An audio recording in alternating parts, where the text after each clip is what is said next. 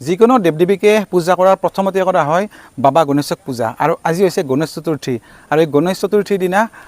গণেশ বাবাৰ ওচৰত আহি আশীষ ল'লোঁ আৰু এই মন্দিৰভাগ আছে সৰ্থেবাৰী ৰাজহকৰ অন্তৰ্গত বা সৰ্থেবাৰী নগৰৰ ওচৰতে থকা গাঁও যে কাপলা আছে বৰকাপলা গাঁৱৰ বন্যাচুপাত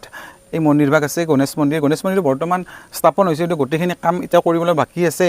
আৰু সেইকাৰণে মন্দিৰভাগ বৰ্তমান সৰু হৈ আছে আমি আহিছোঁ কিন্তু বিশেষ একো প্ৰগ্ৰাম চলি নাই ইয়াতে তথাপিও গণেশক ইয়াত ধুনীয়াকৈ চাকি দিছে বা গণেশৰ শৰাই এভাগ আগবঢ়াইছে গণেশৰ ওচৰত ভাল লাগিছে আজিও আমি সেৱা ল'লোঁ আৰু গণেশৰ আশীৰ্বাদ বিচাৰিলোঁ বাকী সকলোৰে যাতে ভাল কৰি দিয়ে গণেশ বাবাই আৰু লগতে এটা বস্তু কওঁ যে এই গণেশ পূজা যি আৰম্ভ হ'ল এই গণেশ পূজাৰ পৰাই আমাৰ যিকোনো পূজাবিলাক যি আছে চববিলাক পূজা এনেকৈ আৰম্ভ হ'ব মানে উৎসৱবিলাক যে আমাৰ অসমৰ আছে গোটেইবিলাক উৎসৱ বৰ্তমান আৰম্ভ হ'ব ধৰিব কাৰণ ফাৰ্ষ্ট গণেশ পূজা আৰম্ভ হ'ল ইয়াৰ পিছতে আছে বিশ্বকৰ্মা পূজা আৰু তাৰ পিছতে আছে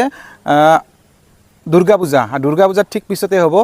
মানে লক্ষী পূজাৰ ঠিক পিছতে ধৰি লওক যিবিলাক আমাৰ সভাবিলাক আছে সভাবিলাক হ'ব বা বেলেগ যি পূজা আছে দেৱ দেৱীৰ সেই পূজাবিলাক হ'ব লগতে যি আমাৰ ৰাস আছে ৰাস উৎসৱ হ'ব এনেকৈ আমাৰ এই প্ৰক্ৰিয়া যিটো আমাৰ যিকোনো পূজা পাৰ্বণ বা যিকোনো অনুষ্ঠান ধাৰ্মিক অনুষ্ঠান বা সভা সমিতি এইবিলাক ধুনীয়াকৈ চলি যাই থাকিব এই আৰম্ভ গণেশ পূজাৰ পৰাই চব আৰম্ভ সকলোৱে ৰেডি হওক পূজাৰ কাৰণে দুৰ্গা পূজাৰ বাবে আৰু এবাৰ শেষত বাবা গণেশক সেৱা কৰিলোঁ নিজৰ কাৰণেও আশীষ বিচাৰিলোঁ আৰু আপোনালোকৰ কাৰণে আশীষ বিচাৰিলোঁ এই গণেশ চতুৰ্থীৰ বিশেষ দিনটোত ধন্যবাদ সকলোকে ধন্যবাদ জনালোঁ